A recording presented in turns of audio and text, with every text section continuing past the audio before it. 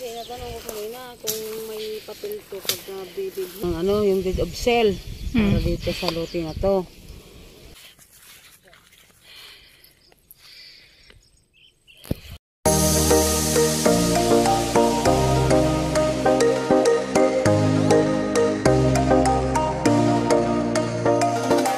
Saan po mga kusina, punta po kami doon sa sa may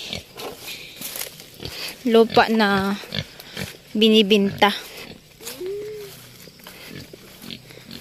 Yan. Kasama ko si Papa at si Mama. Kasi titingnan po namin.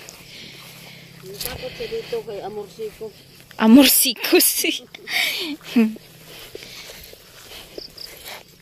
So ayan. Ito po ay katabi lang po. Ito po yung sa amin yung binabantayan po namin. Ito po yung boundary. Ito yung bakod eh. Yung bakod. Ayan yung bakod.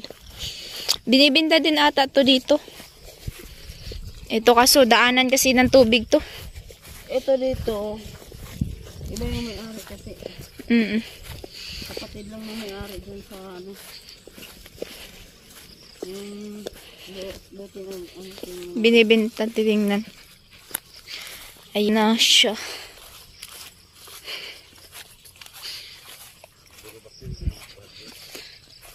Medyo siya paakyat kaunti, pero kung gusto tayuan to ng bahay, siya, pwede mo siyang ipantay yung lupa. Naman yung dito, diyan naman Oo. May right of way, kaso hindi pa kasi nalinisan yan. Ito talaga, hindi talaga muna to pinalinisan kasi nga hindi pa naman binibinta. Tsaka magagamit pa ang kahoy niyan.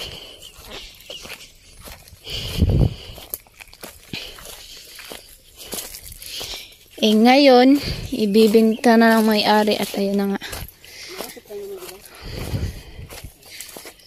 Malapit lang po siya.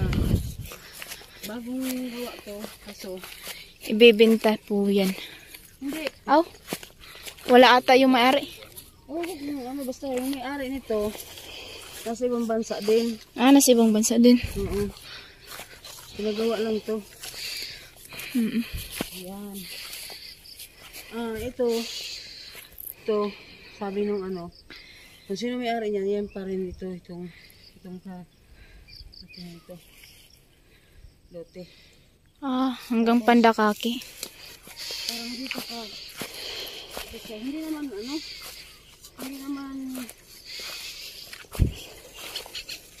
medyo flat lang naman dito.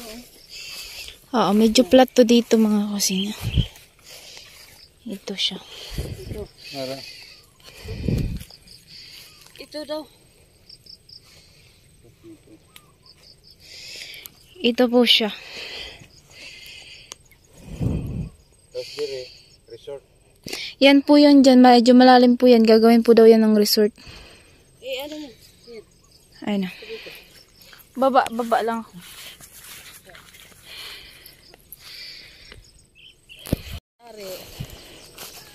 Kasi natanong ko kanina kung may papel to pag bibilhin sa kanya sa ganong halaga.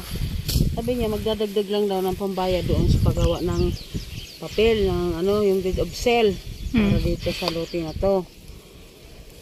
Tapos natanong ko siya kung magkano, konti lang naman daw, basta siguro 1K o mahigit konti. Ganun lang naman. Kasi kumbaga yung 1K sapat na ata yung, kaso siyempre mag-travel siya pagpagawa noon. Kaya yun, pwedeng higit-higitan konti lang sa 1K. Yung 51, madadagdagan pa yun ng konti. Mga 51 plus. Yan si Papa ha, na po yan. Naglinis na lang hindi sa kanya. Tapos dito, tingnan natin dito. So yan, habang si Papa po ay naglilinis. So, ay resort. Gagawin pa lang. Gagawin pa lang po ito ng resort. Malawak to. Ang may-ari nito, yung Amerikano. Amerikano pong may-ari nito, gagawin pa lang po ito ng resort. Ito. Ayun na, sobrang lawak po nito. Hanggang doon. Baba ka doon. ito po siya ay pinapantay lang po to kasi ito masyado talaga tong Ano? pababa. Mataas to dito, tapos pinantay lang ng ganun. Oh, mataas po kasi ito dito talaga, Parang pinantay bundok lang. kasi ito, Oh. dati. Pero ang medyo talaga konti lang ang pantay, medyo konti siya paano. Ito pantay po talaga to siya kaunti. Ayun.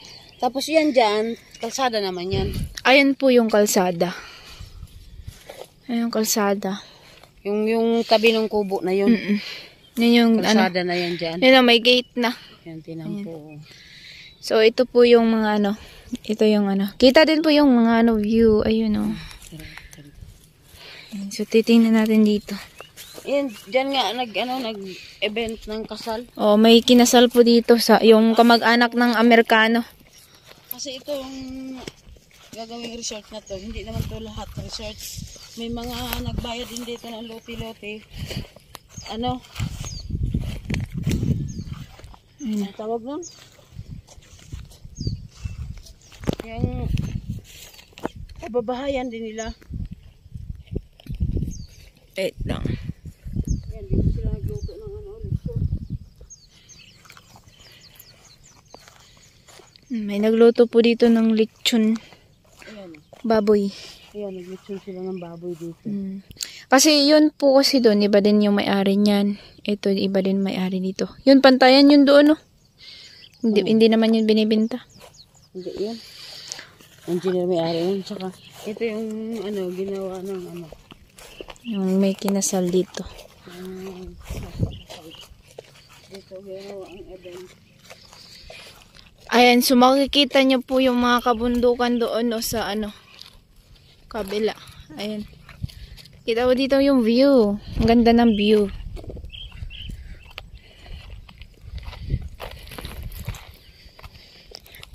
Mga na silbi nila ay kinang butanganan sa ilang lutuan. Oo. Kini. Hala, nangabili nilang bado nga rin. Nga naman kaya gibili nila ilang bado. Sayang ilang bado nga rin. Gita mo na siya. So, ayan po yung mga ginagawa nila dito. Oh, ilahang kurtina na ngabilin.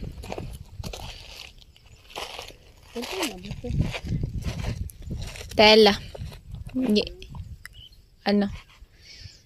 Uput.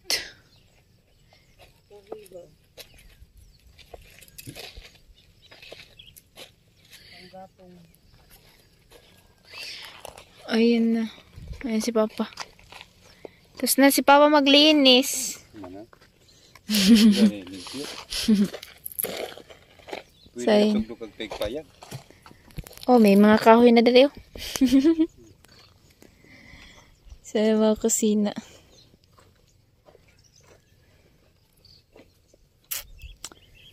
Alright.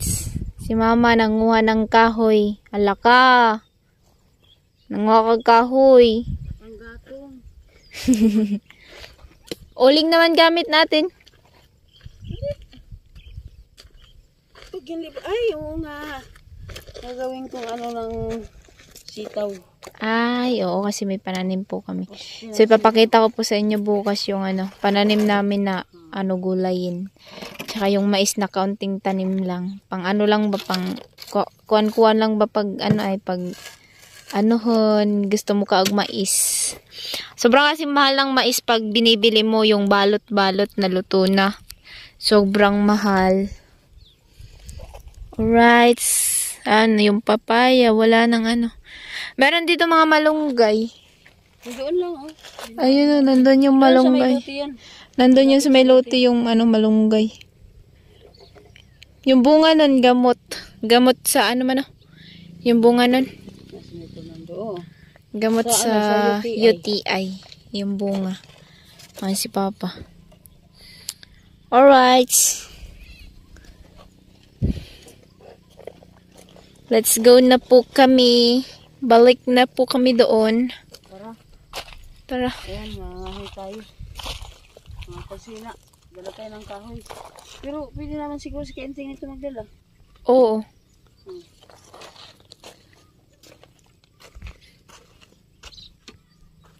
Hatiin. para sa ano. Sitaw. Let's mo kambayat me. Sitaw.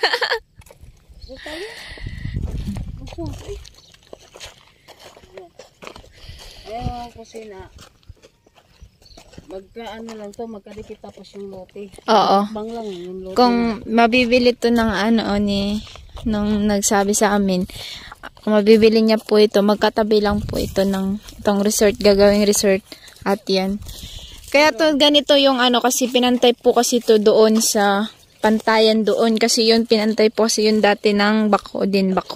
Kasi ang pinakatas talaga nito ay kasing pantay po doon yung bahay na yun sa taas. Sa taas, magkasing pantay po ito dito. Ito siya, medyo mababa talaga yan dyan. Tapos, ano naman to, babakodan to pag natapos to, pag naging resort na to. Babakodan po kasi ito. Magkaroon ng bakod. Kung kung baga, nasa labas ng bakod lang yung lote na yun. Ayan o, tabing-tabi o. Ayan po. Ayan yung pandakaki. Yung kahoy. Ito lang. Na po kami kasi dito kami dumaan ng gate.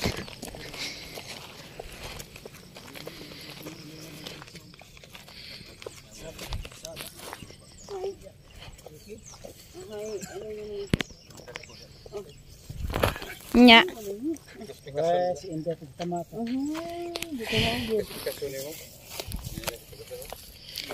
Nya yo gihatag sa mo yo.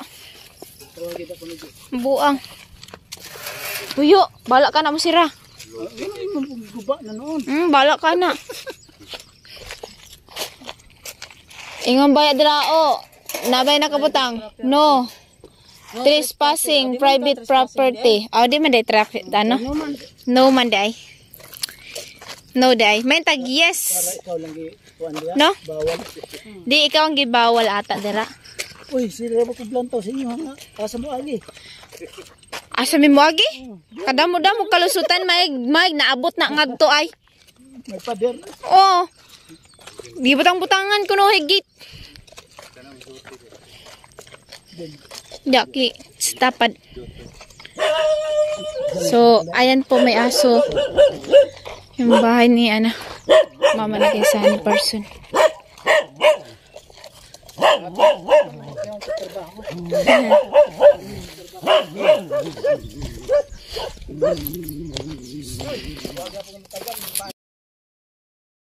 So, ayan po mga kusina at syempre pauwi na po kami.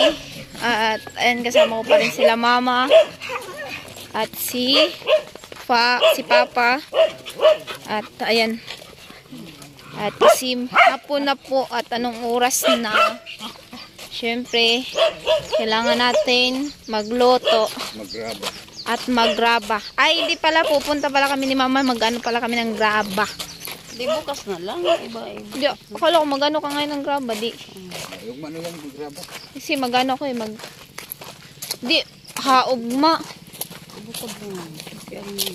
Ayan si bukas po daw pala magano ng graba. May motor. May motor kasi, may motor.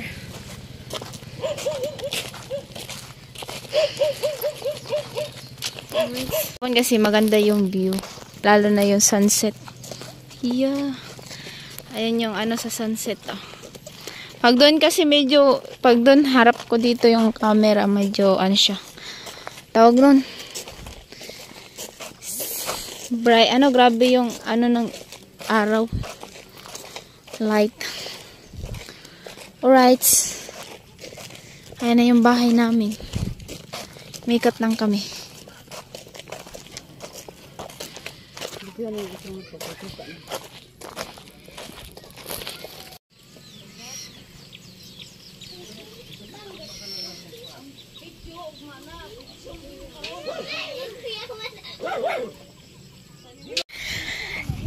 Sama kasina at dito po kami magano ng graba. Ayan, grabang itim po. Kasi ito tinatambakan po ito dati ng mga taga Masbate ng nasa barko. So ayan po, kasi sa ilalim yung mga na bato kasi syempre sa sobrang dami. Tapos dadaanan ng bako ba? Oh, ayan po. Madami pa pong makukuha. Ayan.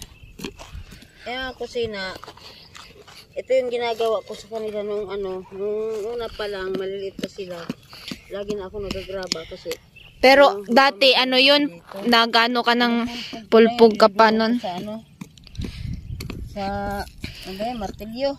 Ayan, so dati din, ganyan din kami. Wala pa, hindi pa kami nag-vlog. Nagpupulpog kasi kami ng bato. Ayan na ngayon. O, diba? Madami pa pong makukuha kasi, ito kasi, ilalim. Kana sa diya, Sa ilalim na po kasi yung iba kasi sa sobrang, tagnan. Na duot kasi na. maraming bumibili nito. Tapos siyempre pag wala akong gagawin na iba ganitong oras, imbis na magpahinga tapos sa trabaho, ito na lang gagawin ko kasi yung trabaho ko naman minsan na kami nakakauli kasi nabala ako ngayon sa pag-alaga ng mga biik. Tsaka sa sobrang init di naman kaya na. Pag init kasi hindi naman din makapag ng pag-uuling. Saka, malayo yung inuulingan namin. Oh, halawa na nabilin nga to. Uli lang ito. O gani, kisa may nagsugo po na mga rika. Sino na yung gani akong isakuan? So yan mga kusina, yung bahay namin, wala nang naiwan, wala nang nagluto doon. Hindi na kami magbulan. Graba na daw yung kainin. Graba na daw ma. Umaga, hapon lang naman yung gawa ko nito. Oo. So, kapag kasi, pag umaga, kapag may pasok kami, si mama ay nandito sila. Nandito si mama. Kanina umaga kasi, hindi ko ito natapos kasi, mainit na tapos umalis kasi kami, wala na dong maano sa bahay. Din ako ng mga biik ko, ginis. Alright, so yun na po. Ayun si Papa. Si Papa hindi po nagdala ng kanyang pang dogyet. Oh. Dako man na.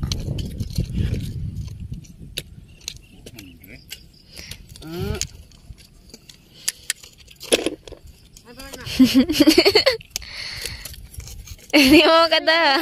Tuloy pati itong pulok mo ko lang. Sa kusina. Ayan yung dito. Kaya dito ito Yun. Dulong na dahi nga rin Dulong ba? Kamera niya na dulong mo. Siyempre na, sa camera. O, diba?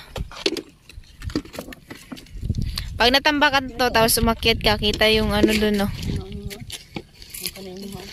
Right. Sa kusina at papakita ko po sa inyo yung mga nila mama na nakuha nila mama na graba habang may pasok kami na wala kami dito. Sila mama ang dito nagagraba, nagkuha ng graba. So ayan po yung nakuha nila. Habang wala pa kasi, sayang kasi habang wala pang nagtatambak, at least may makukuha pa. Ayan. Magagamit pa, pwede pang ibenta. Ayan, kagaya ganyan, Maganda kasi pag ganitong oras, hindi na siya mainit. Ayan. So, ayan yung mga pangulong. Makikita nyo yung mga pangulong dyan. Tama ba? Pangulong ba ang sa Tagalog? Ayan, yung mga naghuli ng isda ng mga malalaki. Ayan, nandyan po yan. Ayan, So, pag may bagyo po, dyan po sila tumatago. Meron pa nga natira. Ayun. Ayun, meron pa nga. So, alright, mga kusina, anong oras na po? At syempre, sumasama po sa amin yung aso namin. Matanda na po yan, 5 years na. Ayan. So, patuloy pa rin po sila mama kuha ng graba kasi, makikita pa naman ang graba. Let's go tayo. Ayan, medyo magalaw yung camera natin kasi, syempre, pasmado na din kasi yung kamay ko kasi pag natapos kasi ako magsulat, naguhugas kasi ako ng kamay. Kasi may mga pag uwi sa bahay, kagaya nga, pag sa bahay ako magsusulat, pag nagluluto habang nagsusulat, o maghuhugas ka talaga ng kamay. Ayan.